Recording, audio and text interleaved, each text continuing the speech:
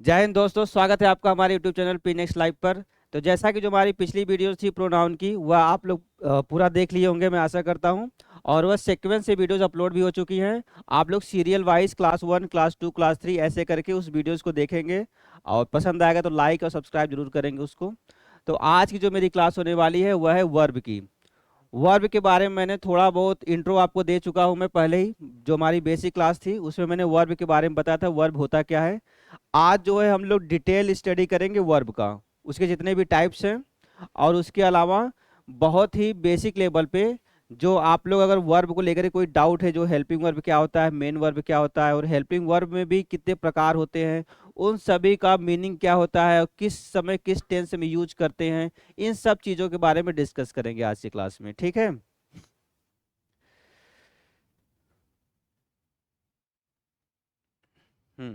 तो सर्वप्रथम हम लोग वर्ब का जो है डिफिनेशन के बारे में बात कर लेते हैं, उसके बाद फिर उसके टाइप्स पर आएंगे।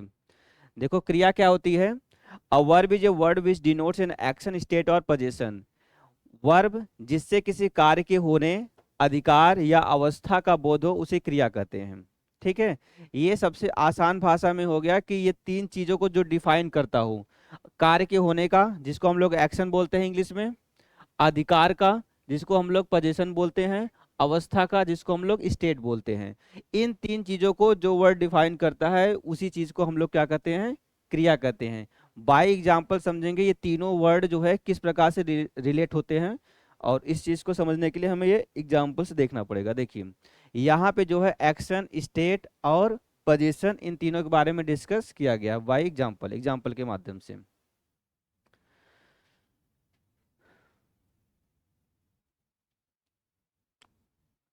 अच्छा, जो लोग पहले से मतलब कल जो देख चुके थे उनके लिए तो बिल्कुल एकदम नॉर्मली कुछ समझ में बहुत नॉर्मली हो रहा कि चल रही है, बस बैठना है। कुछ एक्स्ट्रा सीखने को नहीं मिल रहा होगा। हाँ, चलिए ठीक है। लेकिन ऑनलाइन वालों के लिए ये अच्छा है कि कम से कम उनको ये वीडियोस मिल जाएंगी। तो उनका ये सीक्वेंस जो है वो बना रहेगा, इस वजह से मुझे दोबारा इसको रिपीट करना पड़ रहा है। देखिए, जैसे वी विल डांस, ये एक्शन को शो कर रहा है।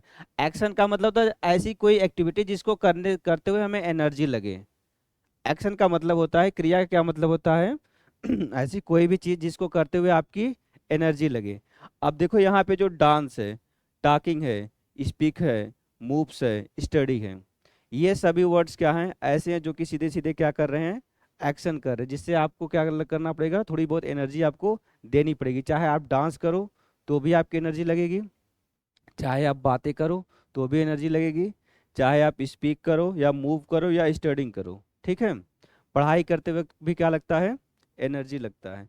तो एक्शन का मतलब ये होता है। ठीक है। यहाँ पे हम हेल्पिंग वर्ब की बात नहीं की है, विल, इज और एम की बात नहीं की है। हमने कहा है कि एक्शन किस चीज जो डिनोट करता है, उस वर्ड के बारे में बात कर रहे हैं। ठीक है।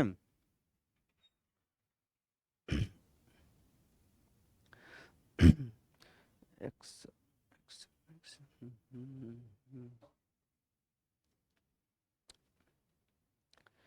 चलो देखो, तो ये सब एक्शन वर्ड हो गए, dance, talking, speak, moves, studying. ठीक है। अब स्टेट को कौन शो करता है, देखिए जैसे अवस्था, अवस्था क्या होती है, कोई स्टेट क्या होता है, जैसे कि कोई व्यक्ति कह रहा है कि आई एम हैप्पी, तो वह किस अवस्था में इस समय, वह खुशी की अवस्था में है, वह इसका एक स्टेट है, वह स्टेट ऑफ माइंड है उसका। जैसे स्टेट ऑफ बीइंग का मतलब होता है हम किस स्थिति में हैं। जैसे व्हाट्सएप पे जो स्टेटस लगाते हो आप लोग, तो उससे आप लोग क्या शो करना चाहते हो, अपनी फीलिंग शेयर करना चाहते हो लोगों के प्रति। जैसे कि मैं बहुत खुश हूँ तो बहुत एकदम हंसती हुई म्यूजिक के साथ में कुछ अच्छा जोक्स वगैरह लगा देंगे। थोड़ा सैड है तो थोड़ा सा कुछ ऐसा सैड वाला जो मिल ही जाता है व्हाट्सएप वगैरह पे। तो आजकल तो ऐसा ट्रेंडिंग है कि जैसा आपका मूड रहेगा वैसे आपके पास चीज़ें आएंगी। ठीक है। तो इसी प्रकार जैसे जो स्टेट होता है वह होता है जैसे कि हम किस अवस्था में, कोई खुश है तो एम जो है क्या डिनोट कर दिया, उसकी अवस्था को डिनोट किया। मैं हूँ किस स्टेट में हूँ, खुशी की अवस्था में हूँ। ही इज रेडी, वह कैसा है, तैयार है। तो इज क्या है, स्टेट को शो कर रहा है। वर क्या है, ये बता रहे कि वह बिजी थे। इज सिक मतलब कोई किस अवस्था में है, बीमारी की अवस्था में है। तो इस प्रकार से हम कह सकते हैं कि जो स्टेट वर्ड होता है वह हमें ये बताता है कि हम किस अवस्था में हैं, जैसे कि हैप्पी हो गया, रेडी हो गया, बिजी हो गया, सिक हो गया। इस प्रकार से जैसे सब्जेक्ट के बाद तुरंत कोई हेल्पिंग वर्ब आ जाए और उसके बाद कोई नाउन आ जाए। यूजुअली क्या होता है कि नाउन वगैरह जल्दी नहीं आता है, चाहे एडजेक्टिव आ जाए चाहे प्रोनाउन वगैरह भी आ सकता है, लेकिन इस प्रकार से वो स्टेट को शो करता है, मतलब हैप्पीनेस को, रेडी को, बिजी को, सिक को। ठीक है।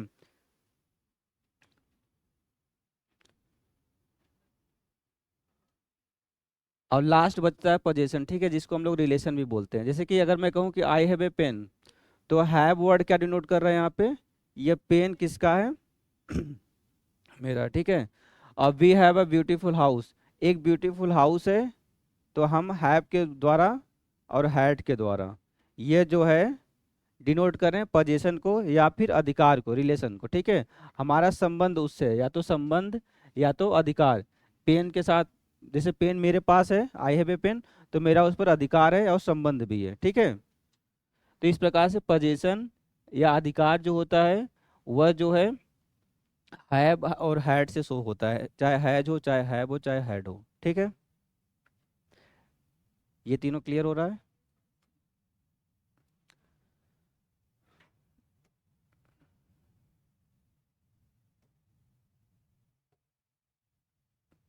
ये सेम चीज का डिफिनेशन है वर्ब का। एनी वर्ड विच से something about a subject is called verb.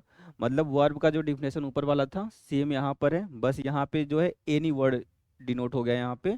वहाँ पे तीनों को अलग अलग कैटेगराइज करके उसके माध्यम से आपको तीनों चीज़ों को समझाया गया था। आप सिंपल भाषा में चाहें तो आप इसको भी लर्न कर सकते हैं। एनी वर्ड विच से something about a subject is called verb. और ये एग्जाम्पल्स हैं उसी के। Kinds of verb. देखो वर्ब जो है मुख्यतः दो प्रकार के होते हैं, जो मेनली होते हैं वो दो प्रकार के होते हैं, अदर भी हो सकते हैं, लेकिन हम लोग यहाँ पर सिर्फ जो मेन है, जो मुख्य है, उसके बारे में चर्चा करेंगे। ठीक है। जैसे पहला होता है मेन वर्ब। मेन वर्ब का मतलब होता है मुख्य क्रिया। जैसे कोई सेंटेंस है, उसमें जो मुख्य क्रिया होता है वो सीधे सीधे किसको अफेक्ट करता है? सब्जेक्ट को। मतलब सब्जेक्ट क्या कर रहा है उसकी एक्टिविटी को बताता है। और जो हेल्पिंग वर्ब होता है वह सहायता करता है, ठीक है, जो हेल्प करता है। ठीक है। तो ये इसी को हेल्पिंग वर्ब भी बोलते हैं और इसी को ऑक्सिलरी वर्ब भी बोलते हैं। दोनों का मतलब सेम ही होता है। हेल्पिंग में आप लोग ईजेएमआर वाज वर्ब बी का फॉर्म जो होता है उसको कंसीडर कर सकते हो। और ऑक्सिलरी वर्ब में आप लोग मॉडल को अगर चाहो तो थोड़ा सा और डिटेल में कैटेगराइज कर सकते हो। यूजुअली क्या होता है, दोनों का मतलब सेम ही होता है।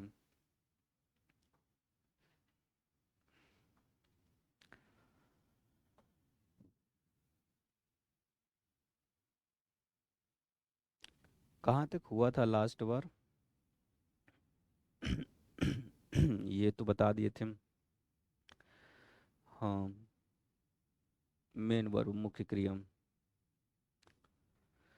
देखो मुख्य क्रिया जो मैं बोला था स्टार्टिंग में, जो सब्जेक्ट को असर करता है, देखो those words that work as a main verb in a sentence and have V1 V2 V3 और आईएनजी और एस या ES forms are called main verb. जो क्रिया वाक्य में मुख्य काम करती है तथा जिसमें V1 V2 V3 आईएनजी और एस या ईएस बनाया जा सके उसे ही मुख्य क्रिया कहते हैं। देखो जैसे कि एक सेंटेंस है, did you see Salaar movie, ठीक है। यहाँ पे आपको फाइंड आउट करना है कि इसमें मुख्य क्रिया कौन सी है। तो डिड क्या है यहाँ पे? हेल्पिंग वर्ब, ठीक है। You see Salaar movie. अब यू ने क्या किया है, सी को क्या कर रहा है? हाँ, देखना। मतलब आज सीधे सीधे किसको अफेक्ट कर रहा है? यू को। मतलब यू सी सलार मूवी, आपने देखा सलार मूवी, क्या आपने सलार मूवी देखा? इस प्रकार से सेंटेंस बन रहा है। यहाँ पे देखने का जो मतलब है वह मुख्य क्रिया है। देखना क्या है? मुख्य क्रिया। यहाँ पे सी मेन वर्ब है। आई सा यस्टरडे, तो सा यहाँ पे क्या हो गया? मुख्य क्रिया हो गया। अब देखो सी का सा हो गया, देखा यहाँ पे भी है, लेकिन यहाँ पे देखो हमने सी का सा कर दिया, मतलब हाँ, हमने कहा कि V1 V2 V3 आप उसका बना सको। यह V1 है, यह V2 है, यह V3 है। तो मतलब सी का सा हो गया, फिर यहाँ पे देखो सीन हो गया। मतलब एक ही वर्ड देखना था। आप देखने को हमने तीन प्रकार से डिनोट कर दिया, मतलब कि आप हेल्पिंग वर्ब में ऐसा नहीं कर सकते हो।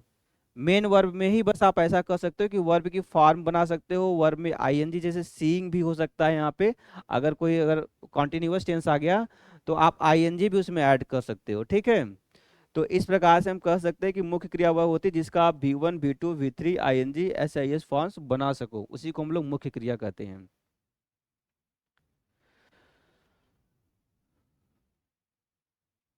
आई नो यू में इसमें कौन सी मुख्य क्रिया है? हम्म। नो मतलब क्या होता है? जानना, जानना भी क्या है? एक क्रिया है। आई विल गो में गो, ठीक है, ये हो गया। और नो हो गया। नो का भी देखो होता है फॉर्म, नो का सेकंड फॉर्म न्यू होता है, KNEW, एक नोन होता है, KNOWN, नोन, ठीक है। और नो एस भी ऐड हो सकता है उसमें, अगर भी अगर सब्जेक्ट जो है सिंगुलर में रहता, तो अगर यहीं पे आई जगह ही होता तो ही नोज हो जाता, ठीक है।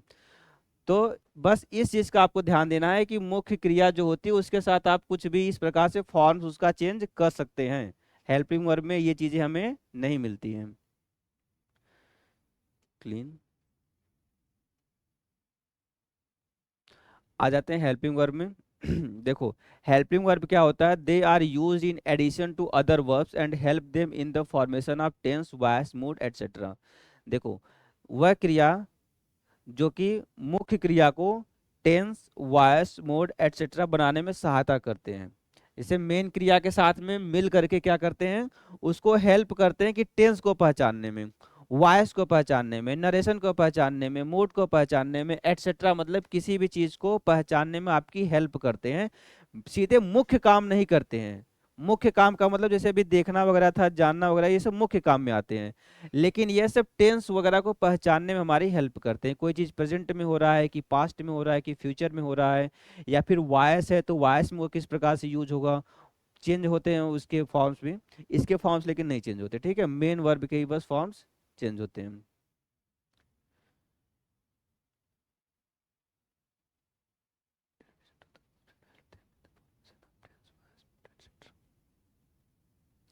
मैं थोड़ा जल्दी जल्दी कर रहा हूँ ताकि मैं वहां तक पहुंच जाऊं जहां तक क्लास हुई थी। अब देखो, यहाँ से थोड़ा डिटेल क्लास चलेगी यहाँ से। इन सब चीज़ों को आप अगर दोबारा एक बार पढ़ भी चुके हो फिर भी इसको सीखो। यह एक ऐसी चीज़ है जो आपको ज़्यादा समय, आपको इंग्लिश जानने के लिए, अगर आप चाह रहे हो कि इंग्लिश बहुत अच्छे से जाने, तो ये सब ऐसी चीज़ें जो बार बार आपके सामने आएंगी, चाहे डू हो गया, चाहे डज हो गया, चाहे ईजीएमआर, जितने भी हेल्पिंग वर्ब वगैरह होते हैं, ये मोस्टली आपके सामने आएगी, क्योंकि इसका मेन काम है कि आप बिना क्रिया के कोई सेंटेंस बना ही नहीं सकते हो। अब क्रिया को जानने के लिए आपको ये पूरा टॉपिक बहुत डिटेल में पढ़ना ही पड़ेगा, ठीक है। डू क्या होता है और डज क्या होता है, लास्ट टाइम मैंने बहुत अच्छे से डिटेल में समझाया था, लेकिन अभी फिर दोबारा से एक बार फिर से समझा दे रहा हूँ। देखो, जैसे कुछ वर्ब्स हेल्पिंग और मेन वर्ब्स दोनों में प्रयोग होते हैं, ये सभी हेल्पिंग और ऑक्सिलरी वर्ब हैं, ठीक है। पहले हम लोग इसके बारे में चर्चा करेंगे। जितने भी लगभग 24, ठीक है, 24 हेल्पिंग वर्ब हैं। हेल्पिंग और ये मॉडल वगैरह मिला करके, दोनों को मिला के 24 हैं, ठीक है। उस 24 के बाद हम लोग डिस्कस करेंगे कैसे आप लोग V1 V2 जो मेन वर्ब में बनाते हैं उसके बारे में भी चर्चा करेंगे, लेकिन सबसे पहले चर्चा करते हैं जो हेल्पिंग वर्ब है ये क्या होता है। मेन वर्ब वाला बहुत डिफिकल्ट नहीं होता, उसको आसानी से समझ जाओगे। ये सब थोड़ा सा समझने के लिए मतलब होता है कि आप इसको समझ जाओ तो ये अच्छे से आप इसका यूज कर सकते हो।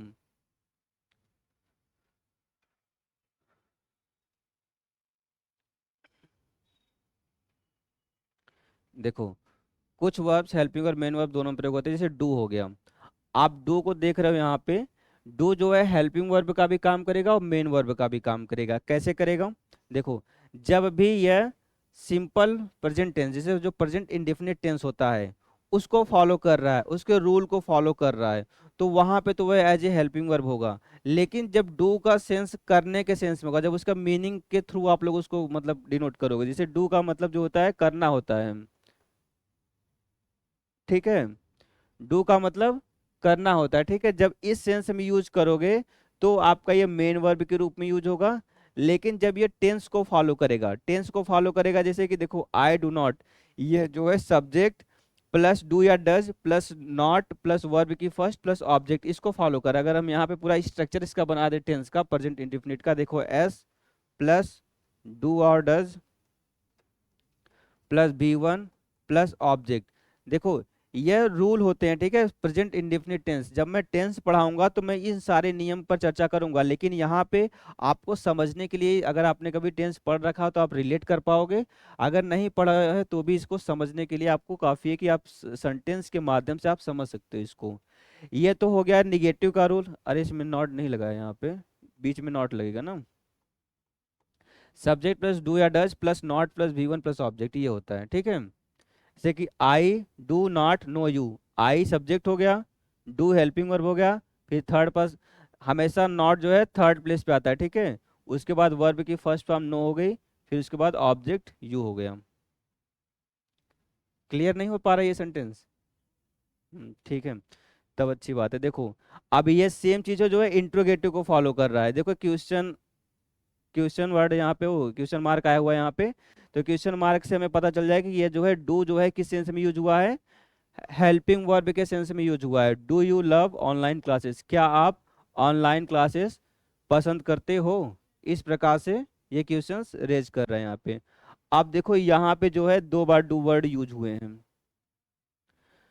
हाँ, पहला वाला हेल्पिंग वर्ब है, दूसरा वाला मेन वर्ब है। अब देखो मीनिंग यहाँ से क्लियर हो जाएगी। I do not do any work, मैं नहीं करता हूँ कुछ भी, मतलब एनी वर्क, मैं कोई भी काम नहीं करता हूँ। यहाँ पे डू का मतलब काम से हो गया, कार्य से हो गया। मैं कोई भी कार्य नहीं करता हूँ, मैं कोई भी काम नहीं करता हूँ। ताहू किस लिए आया है, क्योंकि ये डू है, इस वजह से ताहू लास्ट में आ रहा है। मतलब प्रेजेंट इंडेफिनिट टेंस का मतलब क्या होता है, लास्ट में क्या आता है, ता है, ती है, ते है, ताहू, ये आता है। तो ये इस नियम को फॉलो कर गया। और ये जो डू का मतलब क्या हो गया, काम या कार्य से मतलब हो गया। तो दोनों चीजें क्लियर हो गई होंगी। अब डू दिस वर्क, इसमें यह मेन वर्ब हो गया, ठीक है। यहाँ पे जो है टेंस को नहीं फॉलो किया ना, तो ये तो निगेटिव है और ना ही ये इंट्रोगेटिव है। अब ये चला गया है इम्परेटिव में। You can do this work, अब इसके बारे में कल बताया था अभी। डू क्या है, मेन वर्ब है।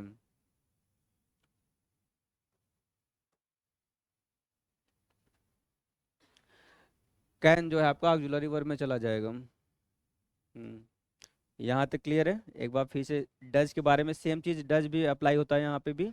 से ही डज नॉट लाइक मी, अब यहाँ पे देखो ये टेंस को फॉलो कर रहा है, he does not like me. तो ये डज क्या हो गया है, helping verb. Does she play cricket, helping verb. She does my work, main verb. अब यहाँ पे ये काम का सेंस, जैसे जैसे देखो सी डज माई वर्क, वह मेरा काम करती है। सी डज माई वर्क, वह मेरा काम करती है, ठीक है। यहाँ पे जो है मेन वर्ब के रूप में हो गया।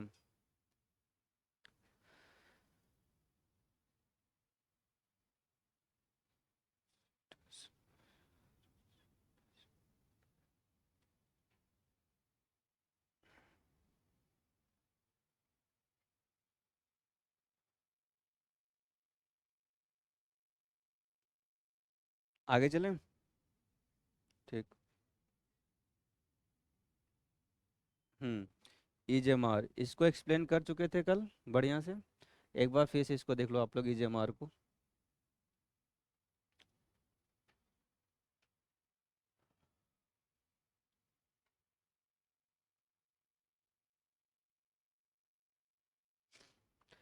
EJMR सबको समझ में आ गया था कल? अच्छा देखो, यह जो है यूजुअली किस में होता है, प्रेजेंट कंटिन्यूअस टेंस में होता है और सिंपल प्रेजेंट में भी होता है। जैसे जब हम लोग subject plus EJMR plus noun वगैरह बनाते हैं, तो वहाँ पर भी ये इस सेंस में भी यूज होता है। जैसे कि अगर मैं कहूँ ही इज ए टीचर, तो यहाँ पे सब्जेक्ट है प्लस हेल्पिंग वर्ब है प्लस नाउन आ गया है, ठीक है, इस प्रकार से होता है। तो देख लीजिए इज क्या है, हमेशा जो है प्रेजेंट टेंस को डिनोट करता है। EJMR तीनों किसको डिनोट करते हैं, प्रेजेंट टेंस को। लास्ट में हमेशा है, हूँ या हो, इस प्रकार से आएंगे। जैसे ही इज टीचिंग अस, अब यह भी ऐसा है जो कि मेन वर्ब भी होता है और हेल्पिंग वर्ब भी होता है। क्या होता है, मेन वर्ब भी होता है और हेल्पिंग वर्ब भी होता है। अब मेन वर्ब के रूप में तब यूज होता है जब उसके साथ वह कोई टेंस को फॉलो ना करके, जब सब्जेक्ट प्लस EJMR कुछ आ जाए और प्लस नाउन आ जाए, तो वहां पे वह मेन वर्ब हो जाएगा। देखो जैसे इस सेंटेंस में हुआ है, ही इज ए टीचर में सब्जेक्ट है, इज है, उसके बाद क्या है, अ टीचर आ गया है। क्या है, तो यहाँ पे जो है ये इज जो है यहाँ पे मेन वर्ब के रूप में यूज हुआ है, मुख्य क्रिया के रूप में यूज हुआ है। और यहाँ पे जो है ये हेल्पिंग वर्ब के रूप में, ही इज टीचिंग अस।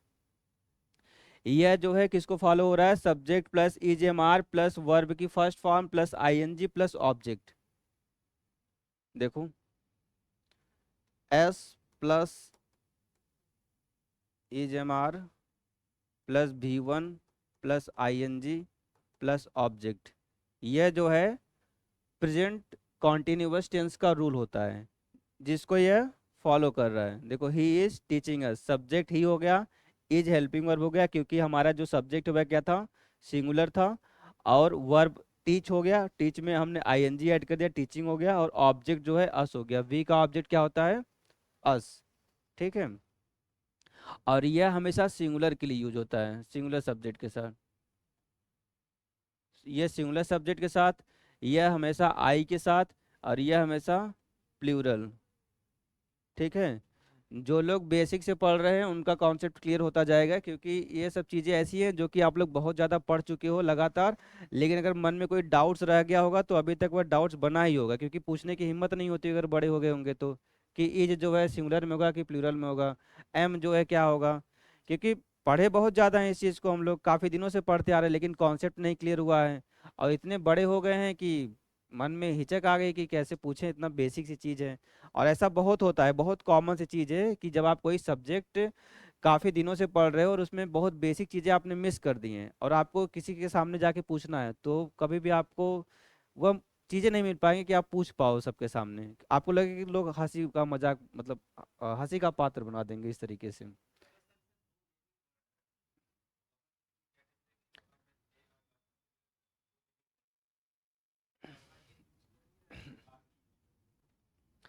लास्ट में डिस्कस करेंगे, ठीक है। आप सेंटेंस लिख लो उसको, मैं उसके बारे में बता दूंगा।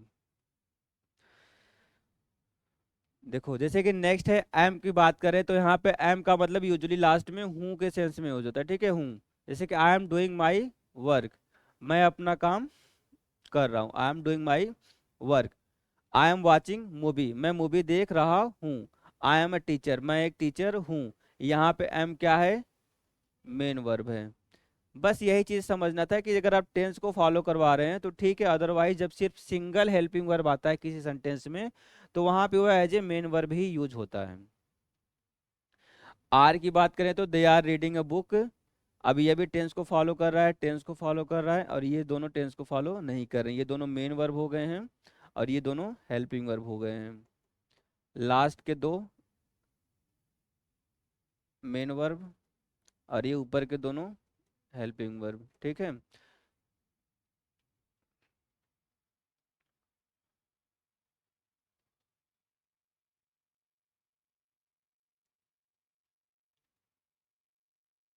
इसमें बहुत डिटेल स्टडी नहीं करेंगे, अब इतना काफ़ी है आप लोगों के लिए। नेक्स्ट चलते हैं। हाँ हैज है, ये आई थिंक नहीं पढ़ाए थे कल ना। अब आपको समझ में आएगा यहाँ से। देखो EJMR तक मैं कल पढ़ा चुका था लेकिन आवाज़ की वजह से मिसिंग हो गया था, जिस वजह से मुझे जल्दी जल्दी पढ़ाना पड़ा इसको। अब आप लोग डिटेल में ध्यान से पढ़िएगा। देखो हैज क्या होता है, हैव क्या होता है। ये एक ऐसा टॉपिक है जो कि बहुत ज़्यादा यूज में आते हैं ये सब। मतलब यूज में का डेली आपको, अगर आप इंग्लिश बोल रहे हो या फिर इंग्लिश पढ़ रहे हो या फिर ग्रामर वगैरह कर रहे हो तो हैज हैव आना ही आना है। और अगर हैज हैव को लेकर के डाउट है तो यहाँ पे आपका हैज हैव का डाउट क्लियर हो जाएगा अब। देखो यूजुअली क्या होता है, ये परफेक्ट टेंस में यूज होता है किसको शो करने के लिए, कंप्लेशन शो करने के लिए, मतलब पूर्णता शो करने के लिए। जैसे कोई चीज पूर्ण हो चुकी है उसके लिए हम लोग हैज हैव का वर्ड यूज करते हैं। उसके अलावा इसको आप लोग मेन वर्ब के रूप में भी यूज करते हो और हेल्पिंग वर्ब दोनों के सेंस में यूज करते हो। वॉइस, हाँ वॉइस चल रहा है।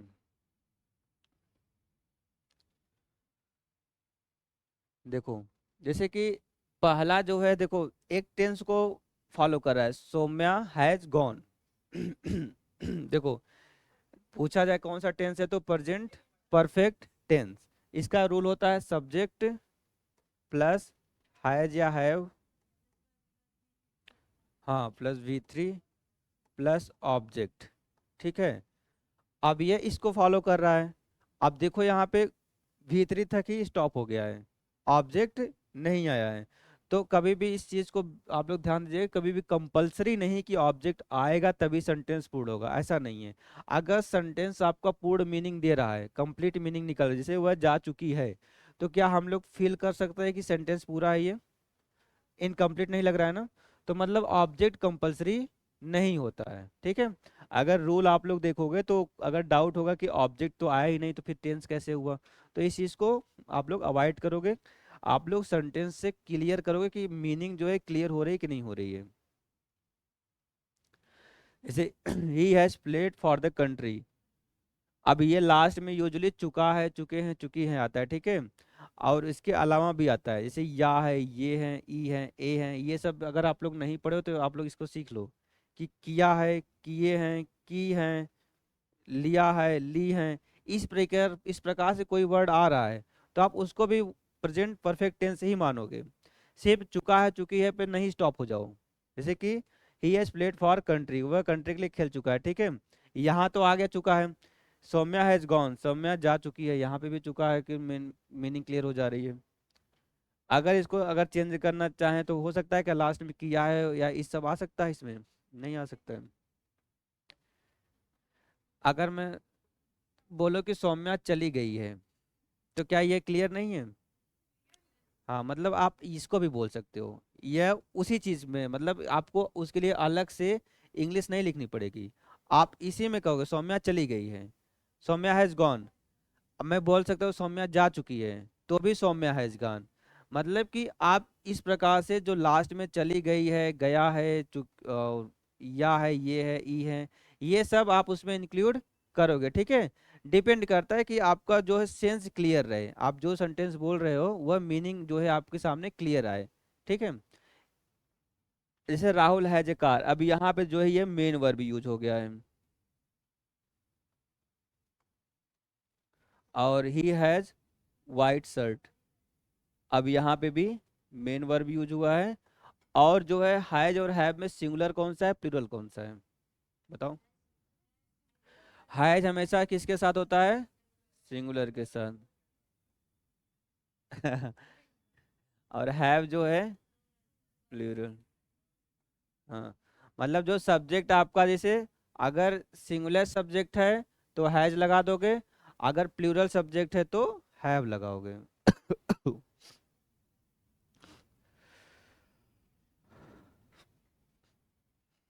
यहाँ तक क्लियर है? आ जाते हैं हैव पर। यहाँ पे भी परफेक्ट टेंस को फॉलो हो रहा है। देखो बहुत डिफिकल्ट सेंटेंस यहाँ पे नहीं यूज किया गया है, क्योंकि मैं सोच रहा हूँ कि बेसिक से समझा रहा हूँ। तो अगर आपको इसी में हैव बीन, हैज बीन, इस तरीके से सेंटेंस बन जाते तो थोड़ा सा डिफिकल्ट हो जाता है। आप बहुत बेसिक समझ रहे हो तो आप यहाँ से समझ जाओ कि जो सबसे बेस होता है वह यहीं से बनता है। बेस आपका स्ट्रांग जो करना है आपको यहीं से होगा। उसके बाद आप धीरे धीरे बीन लगाना, बाकी चीजें लगाना, टाइम वगैरह लगाना, ये सब चीजें आप धीरे धीरे सीख जाओगे। जो परफेक्ट कॉन्टिन्यूअस वगैरह होता है, फ्यूचर में यूज होता है, विल हैव होता है, शैल हैव होता है, तो इस तरीके के जो सेंटेंस होते हैं वहां पे आपको समझाया जाएगा। लेकिन अभी आप बस बेस समझ जाओ कि हैज हैव होता क्या है और किस सेंस में हम इसको यूज करते हैं, ठीक है। तो हैज को आप उसको मेन वर्ब भी यूज करते हो और हेल्पिंग वर्ब भी यूज करते हो। और हेल्पिंग वर्ब तब यूज करते हो जब वो प्रॉपर टेंस को फॉलो हो रहा है, और मेन वर्ब में तब करते हो जब सिर्फ और सिर्फ एक ही हैज या हैव ही आए, बस जैसे सेंटेंस में टेंस को ना फॉलो करके इस प्रकार सेंटेंस बन जाए, सब्जेक्ट के बाद तुरंत जो है हाँ नाउन वगैरह आ जाए।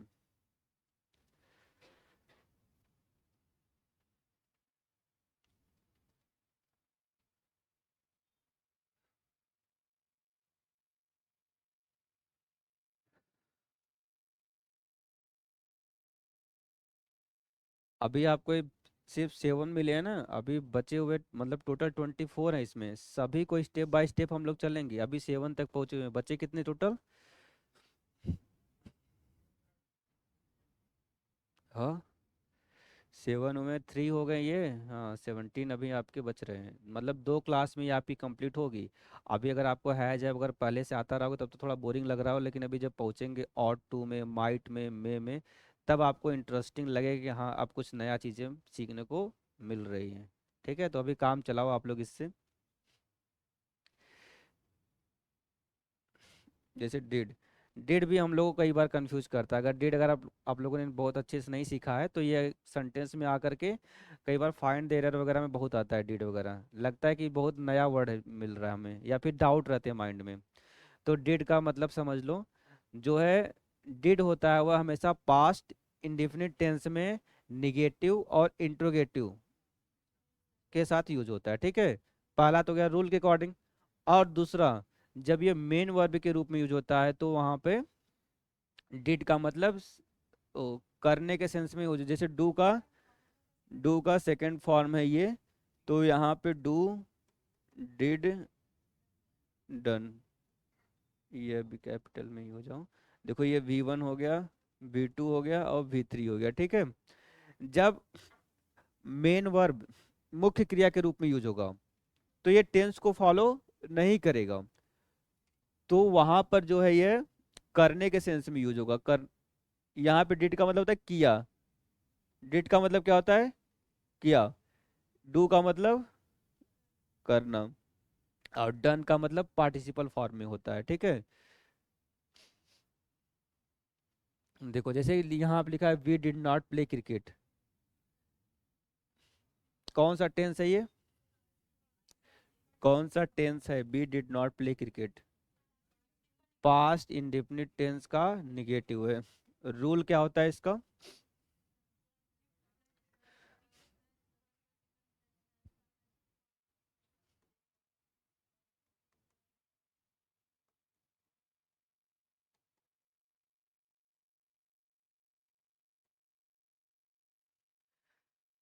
देखो कंफ्यूज कहाँ करते हैं, एसएससी वगैरह में भी बहुत कंफ्यूज करते हैं, पता है कैसे करते हैं।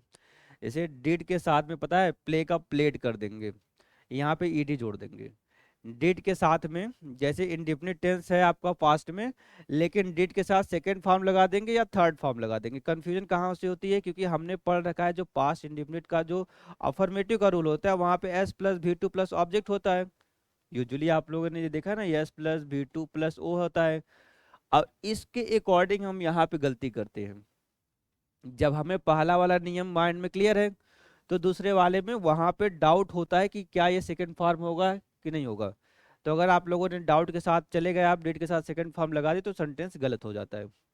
हमेशा इस चीज का विशेष ध्यान दीजिए, डिड के साथ पास्ट इंडिफिनिट में कभी भी सेकंड या थर्ड फॉर्म यूज नहीं होता, हमेशा वर्ब की बेस फॉर्म या फर्स्ट फॉर्म में यूज होता है। चाहे वहां पे कभी भी आप एस या ईएस भी नहीं लगा सकते उसमें। से अगर देखा जैसे प्ले को प्लेज करें तो प्लेज भी नहीं हो सकता, अगर प्लेज करेंगे तो भी गलत हो जाएगा, ईडी जोड़ेंगे तो भी गलत हो जाएगा। मतलब दोनों सेंस में ये, अगर प्लेइंग करेंगे तो भी गलत हो जाएगा, अगर आईएनजी जोड़ते हो तो भी गलत हो जाएगा। और ये बहुत ही कॉमन एरर है। मुझे कोल्ड हुआ है, मेरी आवाज भारी हो रही है ज्यादा। ठीक है, यहाँ तक समझ में आ गया।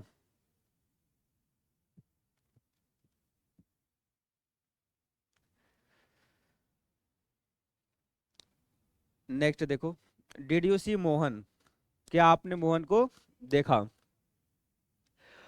अब यहाँ पे भी जो है हेल्पिंग वर्ब है और ये वर्ब की बेस फॉर्म है, ठीक है। डिड यू सी मोहन। अब यहाँ पे देखो बदल गया है, यहाँ पे मेन वर्ब हो गया है। देखो ये आपके एसएससी के अकॉर्डिंग बन रहा है, मतलब आपके जो क्वेश्चंस यहीं से रेज होते हैं। जो बेस है आपका, एलिमिनेशन मेथड आपको आना चाहिए, वहां पे ये चीजें आप अप्लाई करोगे कि आप देखोगे अगर डिड के साथ कोई और फॉर्म लगा है तो उसको तुरंत एलिमिनेट करके आगे बढ़ जाना है। फिर वहां पे देखना है कि बेस फॉर्म किसके साथ लगा है, चाहे आप इसको नरेशन में यूज कर रहे हो, चाहे आप वॉइस में यूज कर रहे हो, चाहे टेंस के सेंस में यूज कर रहे हो, सब जगह पे आप इसको ध्यान दोगे कि कहाँ पे कौन सा सेंस में यूज कर रहे हैं। अगर वॉइस की बात हो जाएगी तो डिड के साथ हमेशा थर्ड फॉर्म ही लगाओगे आप। वॉइस में, वॉइस में आप कंफ्यूज मत होइएगा, जैसे मेरी इस बात को लेके मत पकड़ के बैठ जाओ कि ये हमेशा बेस फॉर्म मिलेगा। बात आ जाएगी जब वॉइस की तो V3 चला जाएगा वहां पे। लेकिन हाँ, वॉइस का अलग रूल है, टेंस का अलग रूल है। यहाँ पे जो मैं बताया हूँ वो टेंस का बताया हूँ, ठीक है। सी डिड दिस वर्क, अब यहाँ पे डिड क्या है, मेन वर्ब है, सही बात, मेन वर्ब। मेन वर्ब कैसे, हाँ सही बात है, यही चीज तो मैं बार बार समझा रहा था। जैसे टेंस के बारे में आप थोड़ा बहुत जानो, जैसे जब टेंस को फॉलो करेगा तो वह मेन वर्ब न होकर के हेल्पिंग वर्ब होगा। जब इसके बाद तुरंत क्या है, कोई नाउन या प्रोनाउन आ जाएगा, मतलब कोई अदर चीज आ जाएगा, ऑब्जेक्ट वगैरह आ जाएगा, तो वह वहां पे जो है हेल्पिंग वर्ब के रूप में। अब जब इसका सेंस देखो करने के सेंस में होगा, जैसे जब जब यहाँ बता रहा था डिड का मतलब किया, अब इसका मीनिंग निकलेगा कि किया के सेंस में, सी डिड दिस वर्क, उसने ये कार्य किया। लेकिन यह फिर भी टेंस को ही फॉलो कर रहा है। कैसे फॉलो कर रहा है बताओ? ये टेंस को ही फॉलो कर रहा है लेकिन मेन वर्ब के रूप में यूज हुआ है। लास्ट वाला जो सेंटेंस है वह टेंस को ही फॉलो कर रहा है लेकिन मेन वर्ब के रूप में यूज हुआ है। कैसे बताओ? ना, पास्ट इंडेफिनिट का अफर्मेटिव टेंस सेंटेंस है ये, ठीक है। Subject plus V2 plus object, ठीक है। ये रूल टेंस के अकॉर्डिंग आप लोग पहचान पाओगे कि हेल्पिंग वर्ब है कि मेन वर्ब है। और कुछ वर्ब बता तो रहे कंफ्यूजिंग वाले हैं, तो इसको आप समझ लो बस कि किस सेंस में यूज किया जा रहा है ये। और रूल्स पता रहेंगे तो आसानी से कर लोगे, रूल्स नहीं पता है थोड़ा कंफ्यूज हो जाओगे इसमें।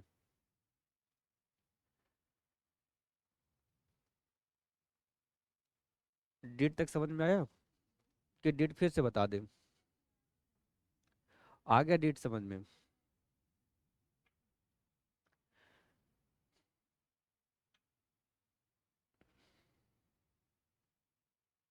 इसको स्टॉप कर दो।